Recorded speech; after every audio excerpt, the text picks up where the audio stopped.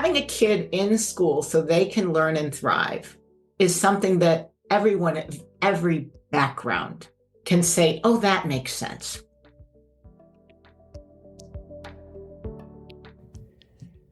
In this conversation, I was privileged to sit down virtually with Hedy Chang. Hedy is the founder and executive director of Attendance Works, which is a national and state level initiative that's aimed at advancing student success by addressing chronic absence. Hedy has served as senior program officer at the Evelyn and Walter Haas Jr. Fund and is co-director of California Tomorrow, which is a nonprofit committed to drawing strength from cultural, linguistic, and racial diversity. In February of 2013, Hedy was named by the White House as a champion of change for her commitment to furthering African American education. Hedy talks about her origin story, how she got into thinking about and working on the topic of chronic absenteeism in 2006, when very few states even kept such data, and brings us up to the current moment where all states, or virtually all states, gather and use and work with this data. She talks about the different factors impacting student attendance, the importance of connection, belonging, relevant and rigorous education on our campuses, and much, much more. I hope that you enjoy and learn from this conversation as much as I did. Welcome to the Superintendent's Hangout, where we discuss topics in education, charter schools, life in general, and not necessarily in that order. I'm your host, Dr. Sharetta. Come on in and hang out. Welcome, Hedy. Thank you so much for joining us this afternoon virtually and taking the time for this conversation heading into the weekend. My pleasure. I was wondering if you could start by sharing your origin story, personally and professionally, and really with an emphasis on the curves in your path that ultimately led you to the work you do today. Yeah, so I think my origin story starts with the fact that I grew up Chinese American in the Midwest, and also come from a family that has a long history of community building and activism, both in China and actually the United States. Okay, so now I am probably going to take a little bit of a divergence. You can see, David, whether you want to include it. It's great. My great-grandfather was a Chinese immigrant who came here in the 1880s, and then was converted to Christianity, went to New York City, and at the time, this is the time of the Chinese Exclusion Acts, he ended up marrying my great-grandmother, who's a woman named Louise Van Arnhem. His name was Huey Kin. And they got married at a time when intermarriage wasn't considered very acceptable. And in fact, my great-grandmother, who was generations Dutch American, lost her citizenship when she married my grandfather. Because of is that a result of the Chinese Exclusion Act? It's that, and because if you married someone non-US, your citizenship became that of the person. So my great-grandmother lost her citizenship. Later on, they had 6 daughters and 3 sons. The 6 daughters all married Chinese scholars, and my grandmother then subsequently lost her citizenship, even though she was American-born. And then I grew up, my mom was born in China, but then came back to the United States. I grew up here in the Midwest, where I was, it's St. Louis, Missouri, not exactly a lot of Chinese American families, mostly a Black-white environment. And having grown up understanding kind of a history of otherness, and committed myself to, because I could see how when you have to walk in different milieus and understand different realities, it gives you a different understanding of how to make change and how to move forward. And so I really was always thought I was going to take my own personal understanding and fight for equity and justice. That's always been my goal. as long as I can remember. And originally, I was working for an organization called California Tomorrow, where I really looked at more racial equity, linguistic diversity. How do you draw strength upon our diversity, but also understand the inequities and look for where we have to make systemic change? Had also, when I became a mom, realized what a transformative power having kids is for adults. There are things we will do for our kids that we won't necessarily do for ourselves because we want them to have a different kind of life. Right. And had a mentor in life, a guy named Ralph Smith, who was the senior vice president of the Annie Casey Foundation, still continues to be a mentor of mine, who helped me take actually a fellowship called Emerging Leaders Fellows, where it was in South Africa.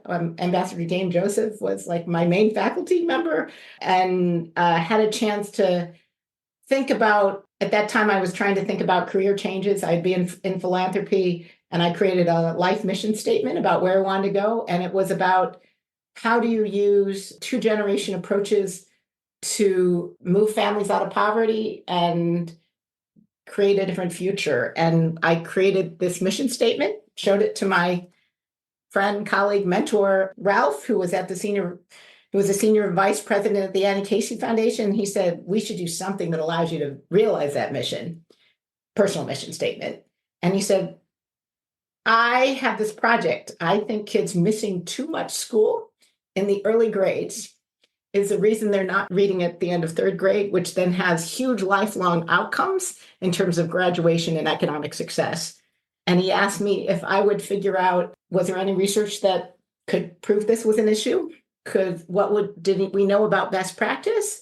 And was data around this being collected in a way that we could eventually include this information in the Annie Casey Foundation's Kids Count data book? And so my work started because I said, okay, I'll take that on. And I will also say, at the same time that Ralph asked me to look at that, I had my kids in a public elementary school, pretty mixed income public elementary school here in San Francisco. That was very intentional because I believed that I wanted my kids to understand kids from all sorts of walks of life. And one little boy in my oldest child's class, who was born on the exact same day as my kid, was a kid who grew up with very different opportunities, in the sense that he was living in public housing. His mom was trying to work her way off welfare. But this little boy was so engaging and bright, and I know had every ability to succeed that my own kid did. But in second grade, this little boy's mom died very suddenly, shortly after we actually had a joint birthday party for them. And I think it's because his mom never had access to decent public health, lots of other issues. And then I saw this little boy going in the child welfare system. And even though we had a caring school environment, we didn't quite know. I was involved as a parent, so I wasn't on staff, but did a lot of the after school programming. And so when my friend Ralph asked me if I would take on this issue, I had this outrage and sense of injustice about this situation. And I felt like if I could figure out how to not allow for this injustice to occur, that every kid who had the potential to succeed got the resources, and we had the data and the tools to ensure that equal opportunity, then I wanted to try it out. So that was in 2006. And the first thing I figured out was that no one was really actually collecting data on how many kids were actually missing too much school for any reason. We looked at unexcused absences. In some places, we looked at average daily attendance. There was one longitudinal study, our database called the Early Childhood Longitudinal Study, that you could look at it. And that data, when we were able to work with Columbia to crunch it, showed that about 1 out of 10 kids were chronically absent in kindergarten and first. And then, in fact, if you could track the kids in a cohort all the way through, chronic absence in kindergarten, particularly for kids who were low income, actually predicted lower third grade, lower fifth grade outcomes. And it was an issue because then we started looking at data in a few localities. At the time, by the way, most localities weren't looking at data because we took data on attendance, paper, and pencil. Mhm. So you couldn't even calculate your chronic absence levels. But in the few places that already had longitudinal student data systems in 2006, 2007, you could start to look at it. And in one major urban area, I saw that 40% of the kindergartners in that area, in that major urban area, 6,000 kindergartners were chronically absent. And I thought, oh my God, this is not a little issue. I remember texting my friend Ralph. I said, this is a huge issue. We're giving up on a generation. We never even gave them a chance, and we don't even know that we've done this. And so that was the launch of what became the research that led to me eventually in 2010 creating Attendance Works, because I felt like we needed to find a way to help people understand this was an issue, start to calculate and crunch their data. And I will also say what's really funny now is, so in 2010, when we launched, there was one state in the entire country that had a little bit of data that was kind of like chronic absence. It was Maryland, because Nancy Grasnick at the time had sought to get people to submit on how many kids missed 20 days or more, 5 days or less. So a high attendance and a chronic absence issue. I don't even know that she did it from research. I think she did it from common sense. Right. And part of this was the Annie Casey Foundation, by the way, that had funded this initial work. And part of they had been frustrated because they were doing work nationally and they could only get data like this in Maryland. And I had to explain to them, well, you can only get data like this in Maryland because only Maryland has the data. In fact, all the other states in the country don't. David, now 48 states in Washington, D.C. have chronic absence data in some form on their state websites. We are so different. And the other thing that was wonderful is when I first wrote back to Ralph and I said, you want this in kids count, we don't have enough data to make this part of kids count. And this year, 18 years later, the kids count is going to be talking about chronic absence. I had written him back and said, it only took me 18 years to eventually achieve the goal that you wanted me to in 2006. So it strikes me as you describe that, and thank you for your excitement about the trajectory and but also the highly personal aspect of what really got you into this, right? Through your son's friend and classmate and his experience. It strikes me that if you're sitting next to someone on an airplane, they say, "Hey, how's it going? You know, you want some peanuts? And what do you do for a living?" You've got the researcher hat, and you've also got the activist hat, right? Kind of at the same time. You need to have some element of activism, of passion to push through 18 years of trying to fight for states to actually count something that you have a hunch is going on. Well, I think a couple things. One is that it's interesting to move change in this country. I think we all have to be able to see and hear each other. Mm. We're way too partisan. Mm-hmm. And we don't have our kids as our common investment for a better future for our country. One of the things that I love about the work of chronic absence is that I think it's a common sense vision. Having a kid in school so they can learn and thrive is something that everyone of every background can say, oh, that makes sense. It also allows you to say, well, when kids aren't here, we need to pay attention. And where the activist part has to come, one of the challenges we have in this country is that often, or historically, when a kid hasn't been in school, we have this kind of truancy mindset. And this is usually the unexcused absences. And our truancy mindset is, well, David didn't come to school, and that must be because David didn't care. And therefore, the way to get David to school is to take increasingly punitive measures to force him and his family to get David to school. When there's no evidence, no research that shows taking punitive measures improves attendance. What you have to do in order to get kids to come to school is understand why they aren't showing up in the first place, and then come up with solutions that address that. And we have these different buckets. Is it barriers? You don't have access to healthcare. You have unstable housing. You have unsafe paths to school. Is it aversion? Because what's happening in school, the bullying, the anxiety is pushing out. Is it disengagement? Because you have so much staff turnover. There's no relationship building. So the curriculum doesn't feel engaging and relevant. So you don't want to go to school. Or is it misconceptions? You don't realize absences that are adding up. You don't think you have to be in school to learn. You think you can't address health-related absences or prevent them. You got to know those things. And once you know those things, you can improve it. But blaming kids and families doesn't allow you to know what's going on. The key to solutions is building a relationship so you can talk to families about why and then come up with solutions. And where the activist part comes in is when you meet people and you say, hey, so I work on making sure kids show up to school every day. And then when people start to say, well, the reason they don't show up to school is blah, blah, blah, that's where you have to kind of shift the conversation and say, well, what do we know about it? Get people to go into questions.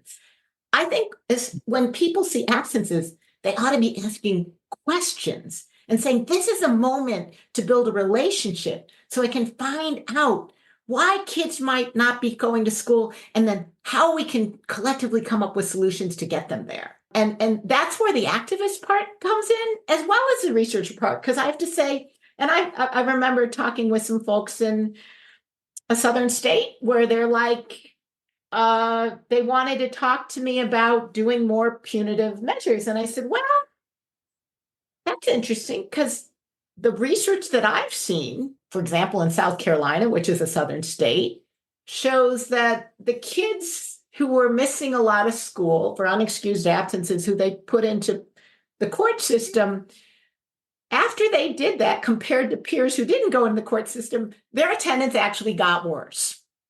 And part of that is because court systems aren't designed to find out and address why kids don't show up to school in the first place.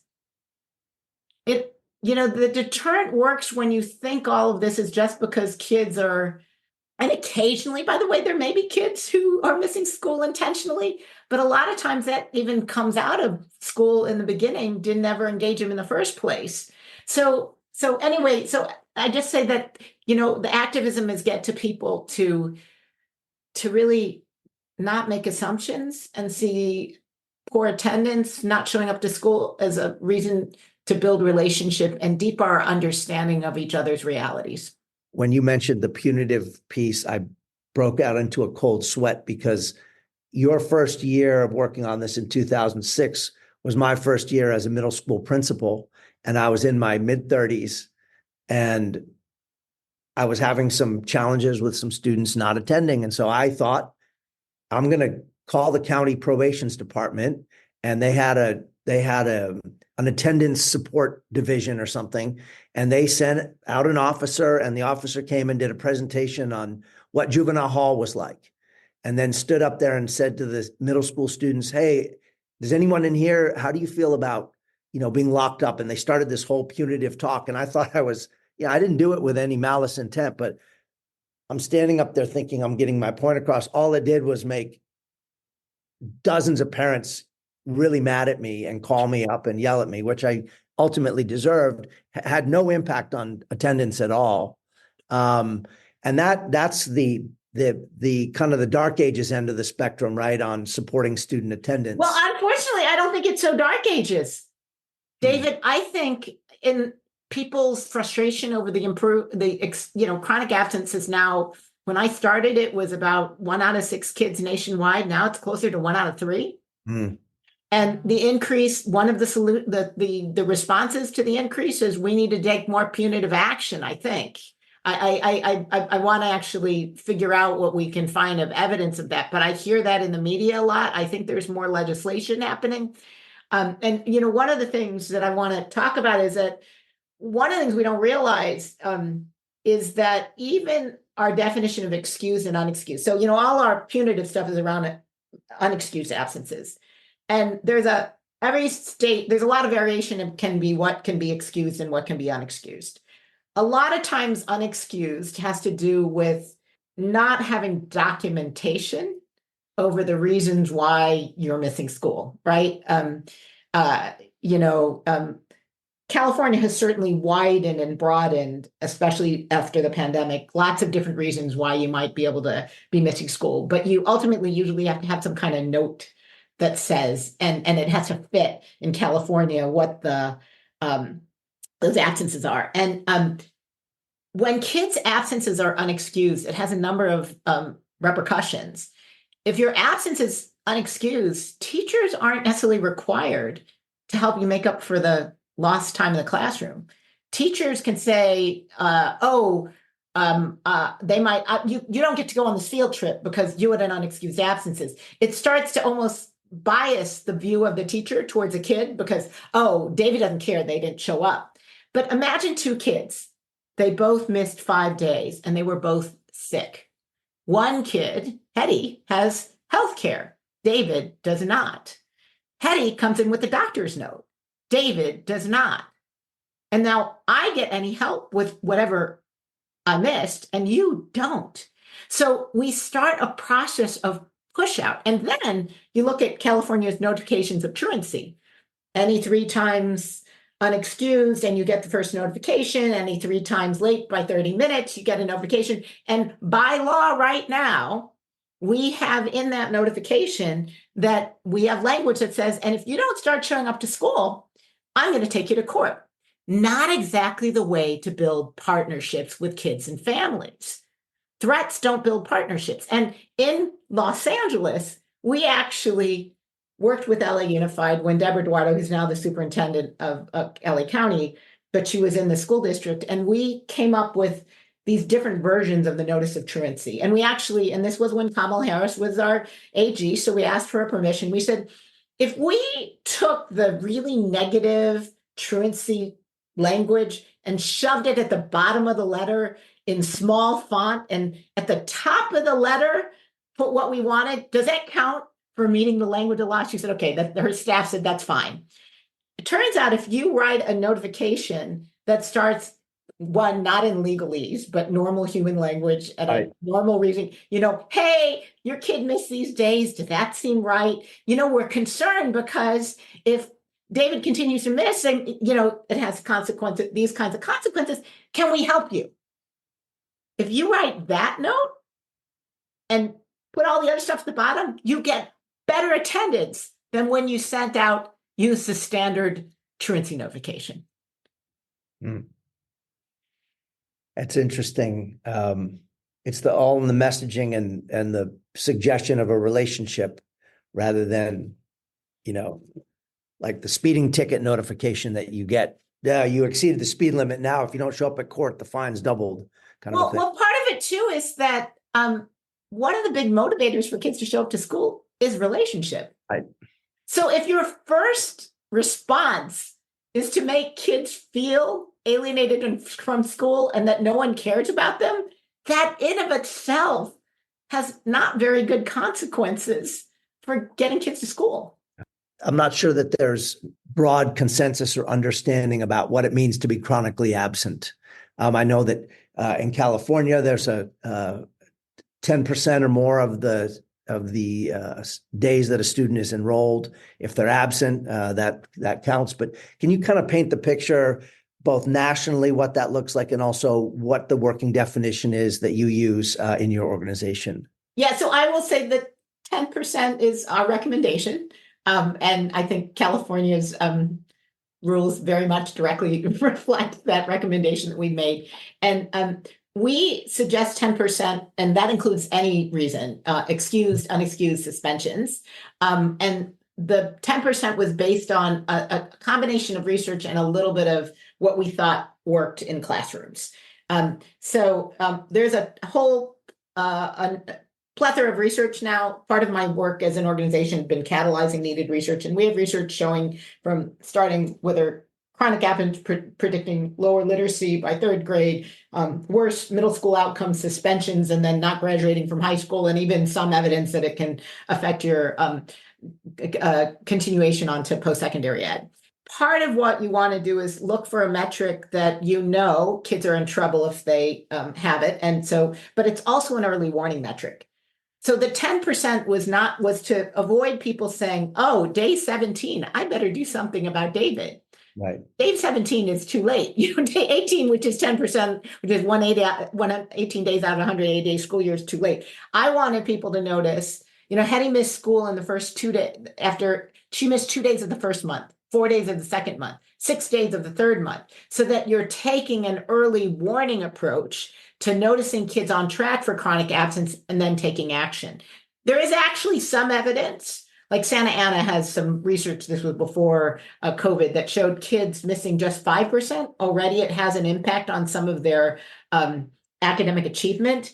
But if you looked for every kid who just missed 1 day in the first month of school, you would be crying wolf, way too many kids. So we're trying to find a metric that both made sense from the research, but from an early warning perspective, also made sense so that you were identifying kids who were more challenged. And the best predictors of chronic absence are both that you are chronically absent the prior year, and also if you are missing 10% of the first month of school. So you started to look at this nearly 20 years ago, and there's no way you could have predicted a global pandemic at the time. And I think we all know what the pandemic did to not only to school attendance, but to just almost every element of our lives. Can you paint a picture based on your research what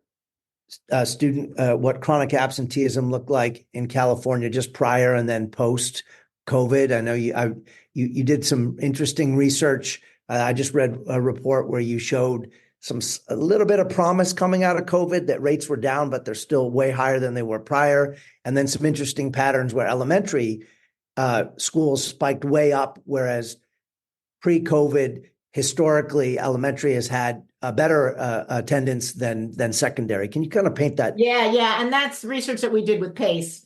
So if folks that want to find it, you can go look for this research report we wrote. So what you know is that chronic absence in California went from something like 12.1 to 30% in 21, 22, 22, 23. It's at about 24.9%. So we are still double the levels of pre-pandemic. But part of the research that we talked about is saying you don't want to just look at the nearly 1 out of 3 kids who are chronically absent. You want to notice how many kids are in a school with 20% or more levels of chronic absence. Now, research by Michael Gottfried, and this was actually done in California too, I think it was in Santa Barbara, was where they found this. Michael found that when kids are in schools with 20% or more of their peers chronically absent, it affects the achievement of the entire classroom, not just the kids who are chronically absent. So you've been a classroom teacher. When you have kids churning in and out of your classroom, it makes it a lot harder for you to teach because you don't know whether we move forward with the lesson, repeat the lesson, setting classroom norms. And then there are some kids that get more flustered when they're, with the noise of other kids coming in and out and that kind of thing. So before the pandemic, something like nationwide, it was 25% of schools had about 20% or more levels of chronic absence, or 20, and then post-pandemic, it's like 66, 2/3 of all schools have 20% or more levels of chronic absence. In California, in 21, 22, we went up to 75% of schools with 20% or more levels of chronic absence. In 22, 23, it was still at 68%. Wow. And this is compared to, I think, about 20% before pandemic. So we had this huge increase.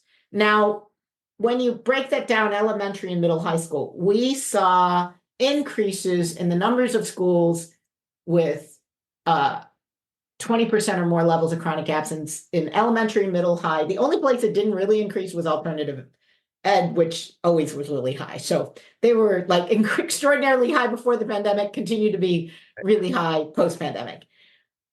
we saw increases, but there are more elementary schools than any other kind of school because elementary schools are kind of small. I also think elementary schools, they don't have a lot of staff. They have a principal, they have teachers. Maybe you're good and you got a social worker, but it's not because they're small schools. They don't tend to have a whole lot of extra staff, right? Yep. And elementary schools before the pandemic, I think it was less than 700, 600 something schools that had 20% or more levels of chronic absence. And by 22, 23, it was almost 4,000. That increase is huge. When you have a small handful of kids who are chronically absent, you can kind of take a more individual solution. I'll have, a couple teachers, or the counselor or something, or the district staff person can come in and will problem solve with you because you got like 5 or 6 kids, maybe 10 kids.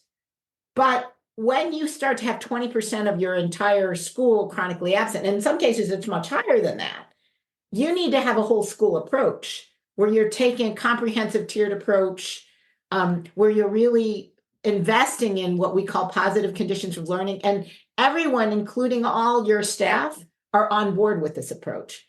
But you now have thousands of elementary schools who never before had to take a systemic approach, now having to take a systemic approach.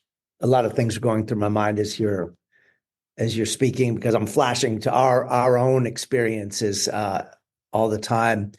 I noted in that, I think it was in the study that you said was the PACE sponsored study, where you talk about as schools, the greater percentage of socioeconomically disadvantaged students, the more challenges with chronic absenteeism. However, there were also some indications that in schools that didn't have a high socioeconomically disadvantaged population, they were also wrestling with chronic absenteeism, perhaps for different reasons, around maybe a more prevailing view of school being somewhat optional. How do you tease that out in your research? I don't know. I guess I wrestle with that too, right? Because I have anecdotal experience of parents going, well, during COVID, we weren't here at all. And so we're planning to go skiing at Mammoth, and it's just going to happen. And why can't I go online? That kind of thing. Yeah. So I think I want to, again, talk about we need to understand root causes. And we also have to understand some root causes may affect all kids, right, or be present, and some root causes may affect some kids more than others. And I also want to say, one of the things that we're seeing is since the pandemic, more middle-class affluent kids are starting to fall in the chronic absent category than before. But I still want to say the majority of kids who are chronically absent, 70%, I think, of them, maybe higher. So we are actually socioeconomically disadvantaged. Okay. So while there is an increased percentage of more affluent kids who are chronically absent, we should keep in mind that the vast majority of kids who are chronically absent are socioeconomically disadvantaged. In addition, we know that affluent kids are less affected, at least academically, by missing school because their families find things to make up for that time. I'll hire the tutor, I'll create, the online curriculum, I have access to, to a lot more digital learning. Families figure out ways. Now, there may be consequences, by the way, right, for more affluent kids, because I think sometimes their ability to connect to peers, their sense of their anxiety levels, there's a lot of social emotional development that happens in schools that when kids aren't there, they lose out. The routine of going to school every day actually can have some contributors, I think, to well-being, because we know when kids are anxious, one of the ways you want to do is keep in routine. So I'm not saying there aren't some consequences for affluent kids, but it's not the same as the academic consequences for lower income kids who don't have the same access to resources to make up. And we got to keep in mind, so this misconception that you don't have to be in school to learn, which I think is a misconception. And it's not just learning. School brings in a whole bunch of other socialization and other benefits that kids learn from. We need kids who can be with kids who are different from themselves, negotiate conflicts, find commonalities, respect differences. Like, this is so crucial to our future as a society. So there may be learning that gets lost that's not captured by our tests. But for low-income kids, they not only don't have the same access to the same opportunities to catch up or make up, but they face much different barriers. So chronic and acute illness, their families may not have access to healthcare. We've been decreasing our access to healthcare for low-income kids. Trauma, they may have faced much greater trauma during the pandemic because their families were frontline workers. They lost family members. Poor transportation, housing insecurity, lack of safe paths to school. So what I think is important is recognize, yes, we may have a culture shift, you will. Right. And how that's playing out for more affluent kids versus low-income kids is really quite different, in the sense that low-income kids, it may be that, oh, if school isn't engaging in getting me to a better future, maybe I will take this job because I think, for right now, it's helping my family make ends meet.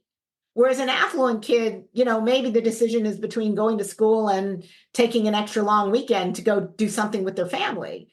Those are very different kinds of situations. And I think we got to get clear about who's chronically absent, why, and what is the supports they need. At the same time, I think some things are probably common across kids. School needs to be seen as an engaging, fabulous place that will get me to a different future. And that needs to be true for all kids. And I think it is raising the bar. I think one of the challenges is that, and this is not totally research informed, but I think our kids spend a lot more time on screens than they ever had during the pandemic.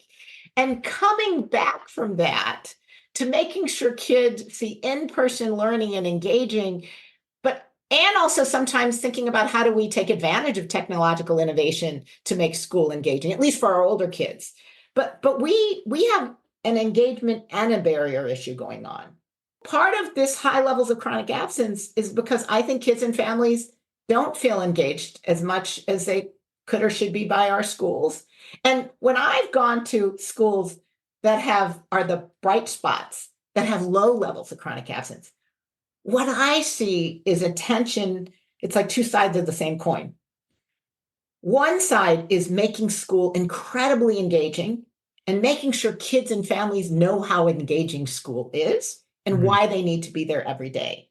And the other side is making sure that they can provide supports to kids and families who are experiencing barriers. And in between the two of them, the center of that coin is relationship building. Because the relationship building both helps with the engagement and makes sure that if a kid's facing a challenge, that the school, especially the teacher who sees kids every day, and this is not about adding responsibility to teachers, it's about leveraging the fact that teachers see kids every day so that we can help teachers know when they notice something that they get supports to connect kids to those supports. That's what makes a huge difference in kids showing up every day. It's interesting to me that, coming out of COVID, there was this whole thing about at the professional level, the quiet quitting conversation among, employees, right? We all go to work because we choose to work there. But even so, there were people who were quiet quitting or people who said, I'm not going back in person. I like this hybrid lifestyle. I like to work from home. I want to be treated well at work. I'm just not feeling it when I go in there, or career is not everything to me. I'm going to quit and do something else. All of those very human reactions, whether they were rational or not, at the adult level. But to have the courageous conversation, and it's something I'm nibbling around the edge of. It doesn't always make me popular, but I look at teacher and staff attendance, at work pre and post COVID, and there's no comparison at Albert Einstein Academies between levels of staff absenteeism pre-COVID and post. It's way higher post, right? And that's not, I'm not, blanket criticizing a group of hardworking professionals, but I think there's some indicators there that I think there's some parallels in society and with our families and with our kids. Well, and when we see high levels of absenteeism for either teachers or kids, I think we need to have the same response, which is let me build a relationship and find out why. Yeah. What's driving it? Sometimes the issues driving kid and teacher absenteeism may be the same. Mm. I remember being in a school, this is pre-COVID, but it could still hold true, where I was talking to a principal and we were looking at chronic absence levels by classroom and grades. And there was one classroom, and she goes, "Oh, yeah, that classroom has a lot of absenteeism, but we also had some mold issues." What? You think that answers, like before you do anything else, maybe we need to get like the building inspector in and figure out what's going on, because I'm sure that's going to affect both. And then you have a cycle. Teacher's respiratory is affected, the kids, Yeah. and then the teacher doesn't have the relationship. And so then the kids are more absent. So, but if we unpacked the issues, I think this issue of lack of relationship building, like we sometimes talk about how I realize there needs to be more research showing that greetings by the door actually improves attendance. I think it's hard because it's usually part of some larger piece, but greetings by the door are important not just for kids, they're for the staff. When staff walk in, do they say hello to each other?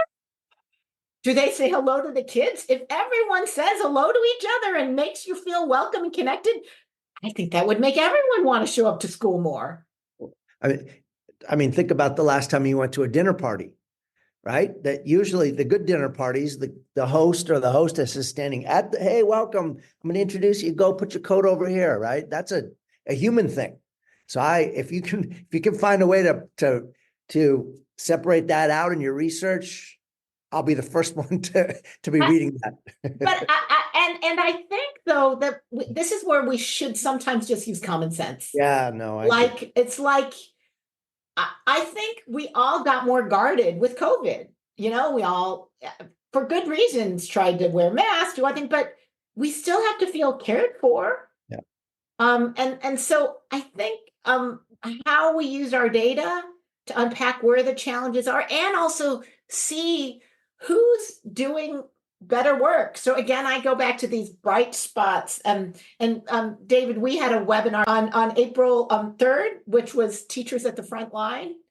And we had two amazing, an elementary school and a high school principal, that talked about all the ways they brought their kids into their classroom, connecting to the families, making sure that kids don't feel anxious in their classrooms, because that also can drive kids. But there's a whole bunch of things that fall within what teachers can do. And we have to help teachers be able to do this because they have a ton on their plates.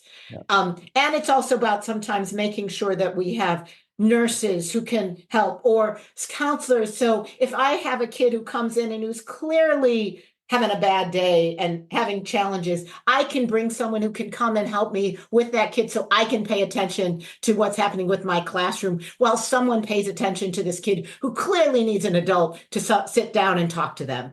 We have to build our systems, but this is what I mean by a system.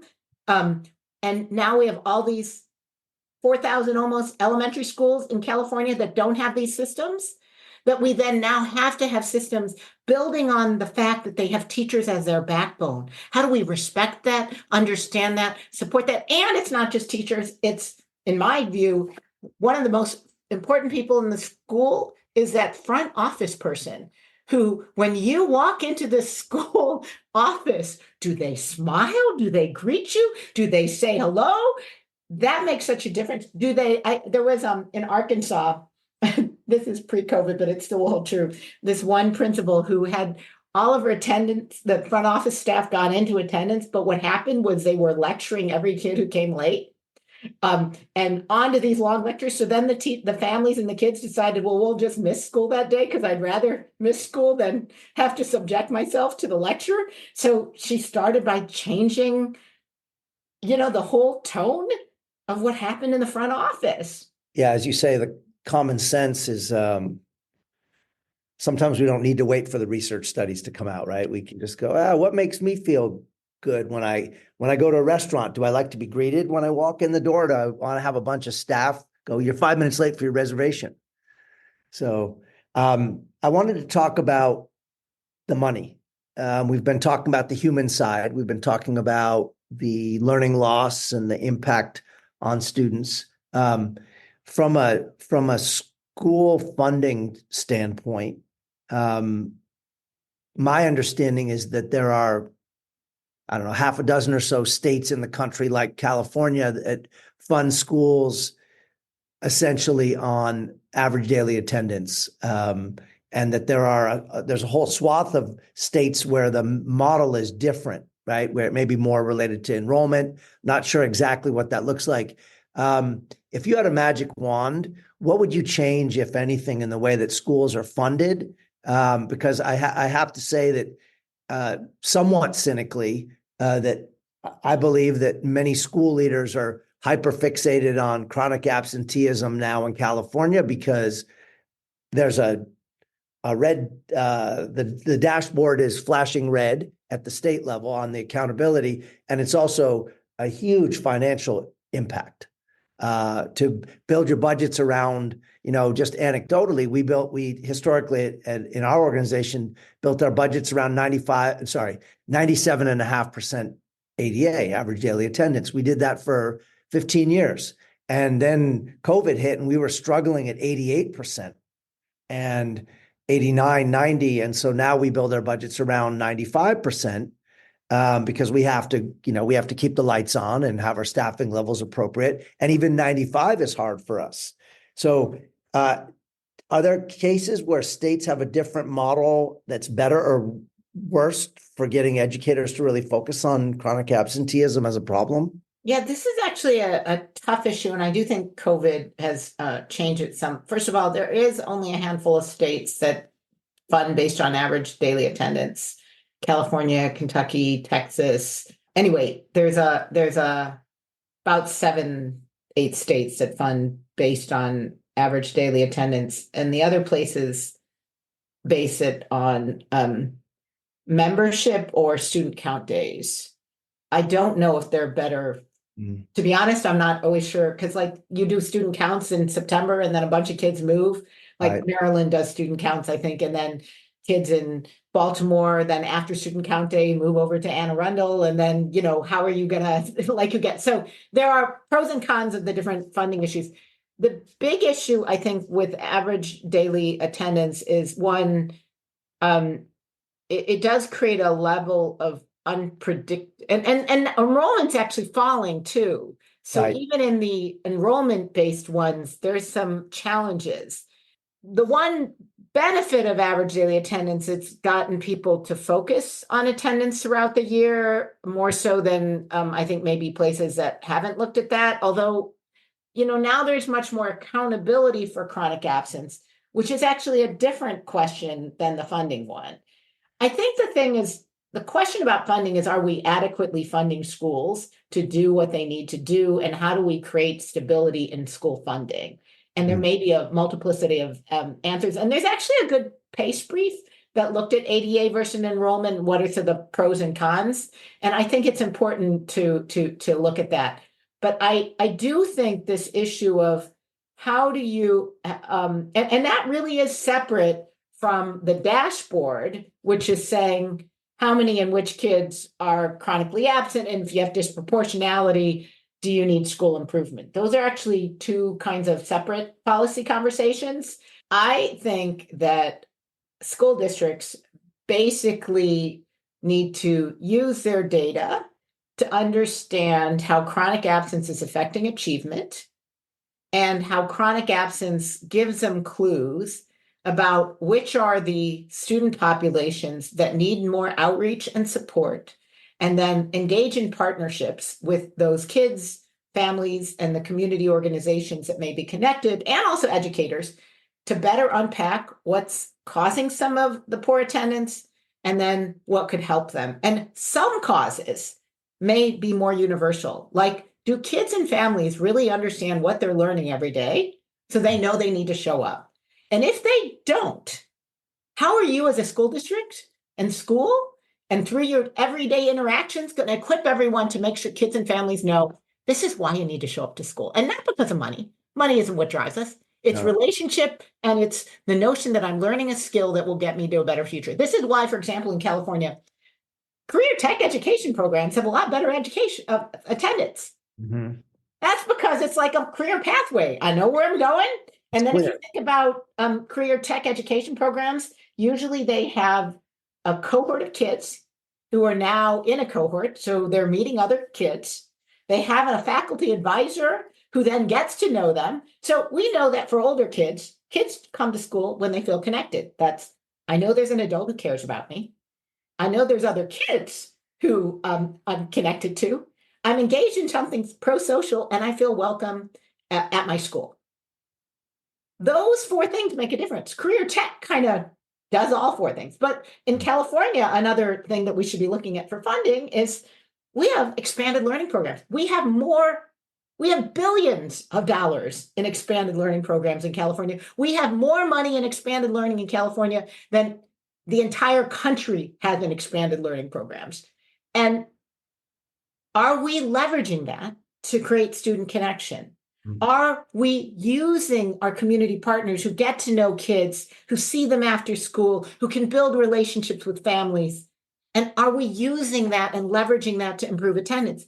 And the Early Learning Opportunities Program, the ELOP dollars, that doesn't go away. COVID dollars goes away. Right. That stays. Are we using our community schools dollars? We have a lot of money in community schools. Are we using our early childhood? We have transitional kindergarten. We have resources. We got to connect. It's not always about creating some new initiative. It's about taking the initiatives that we have that help increase engagement and maybe create other resources to address barriers to getting to school. And we need to make sure using our data on chronic absence is informing how we effectively deploy those resources. You've been very generous with your time, and I just had a couple more questions for you, Hedy. I really thank you, and also thank you for clarifying and wading through my muddy question where I lumped a couple different issues together. But I wanted to just from one Thomas J. Watson Fellow to another. I'm not sure how many of our listeners are aware of the Thomas J. Watson Fellowship, but was a really transformative process and experience for me, and in the early 90s. And can you tell us a little bit about what you did for your Watson Fellowship? And you and I were laughing pre-recording about how neither of us really could connect our fellowship to our current work, but maybe when you describe what you did, maybe listeners will find some threads through there. Well, and there may be some threads. So I did my fellowship looking at Chinese factory women and how they handled the double burden of domestic labor and factory work, and compared what was happening in mainland China, Singapore, and Taiwan. One of the things that was really helpful was I tried to go and got my Chinese, still not that good, but enough so that I could talk to people, because you got to talk to people and hear what their lives are like and understand that. So as well as look at data. Mm-hmm. I also think I learned a lot about, one of the things I learned at that time was how much women's lives were being controlled, regardless of the government they were in. In mainland China, you were with a work unit that you were assigned all your life. And literally there was lots of control because it was a one child only policy. And there was a lot of monitoring on childbirth practices, whether you were using a birth control. In Singapore, women, the government, the Singaporean government was really focused on making sure, they were worried because of the uneducated, often non-Chinese, were having kids more than the Chinese. So they created tax incentives so that if you were poor and got a tubal ligation, you ended up getting money in your Social Security and your housing. And if you were wealthy, you got a tax credit. And in Singapore and in Taiwan, there was this M curve where women would work in the early years, they'd have kids, and then they'd have to come back and work later on because they needed it for economic survival. So it was really seeing how I guess there's a connection about both using qualitative and quantitative data. I also, at the time, ended up realizing, because I was doing a lot of my research by going through family members, particularly in mainland China, and feeling incredibly worried that if I did something, that my family members would suffer the consequences of my actions and I would not. And it made me choose not to do international work because I thought, I understand what this means because I have family here. But if I'm in a country where I don't have family, do I fully appreciate the consequences of my actions for the local people who are here who ultimately must pay the price if I make a mistake? Now, what I learned over years is I'm not so sure it's as clear to me that we don't have that same dynamic going on in the United States. I'm middle class. I'm privileged. I live in a community where what happens doesn't have the same consequences for me as they do in communities of color where I don't live. And I think it helped me see that, we really ought to take stock of how both our lives are interrelated, but also really understand that those who most bear the consequences of policies and action have a chance to have voice in where their future goes. So thank you for that. I see a lot of through threads actually from what you described of your Watson to your current work. So thank you. Thank you. I in my case, am thankful all the time for both becoming bilingual and becoming fluent in Spanish just from that year spent in Central America and Mexico. And also learning from the mistakes that I made and having a disorganized project. And I think part of Watson, they assume you're going to kind of bumble around a little bit for a year. You're 22 years old and, you're full of idealism and at least in my case, pretty low on logistical details, pre-internet era. But I muddled my way through and I've found in my current work, that I go back and go, that's a mistake I made 30 years ago. I'm not going to make it today. So, but yeah, Thomas J. Watson Fellowship, pretty remarkable gift to the world. I wish it were more broadly accessible in more universities around the country or in some other way. Before I ask the last question, is there anything that we have not touched on related to chronic absenteeism that's kind of been kicking around for you and that you'd like to just mention? I would just say that we can't accept the current levels as a new normal. Because I was going to ask you that. I was going to say, is this the new normal? Will we ever get back to where we were? I believe we can, but it's going to take intentionality. Relationship building, rebuilding trust doesn't happen overnight. We can use data to figure out how to get there. And we have to have persistence over time. It's not going to happen. It's going to take, maybe 5 years, maybe a little longer. We got to be prepared for a long haul approach to using our data to inform how we build relationship, to make sure that people most affected have a voice in the solutions. And it's going to take, I think everyone can make a difference here. And we're all going to also have to contribute to making a difference. My last question is a hypothetical.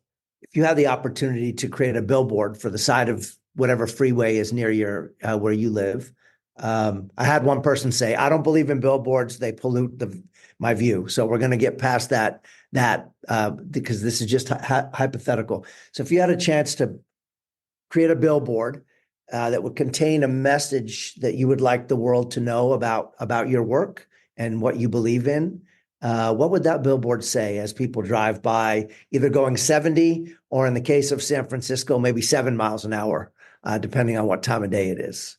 Kids show up to school when we show we care and we listen. Kids show up to school when we show we care and we listen. That's a perfect place to wrap up today's conversation. Hedy, thank you so much for your time and your expertise and for your combination of activism and scholarship and research on behalf of all of our students. And you gave me hope in our conversation, because I've been trending towards that place of resignation and saying, I just don't know if we're ever going to get back to where we were. So this has revived that hope for me. So thank you. Thank you.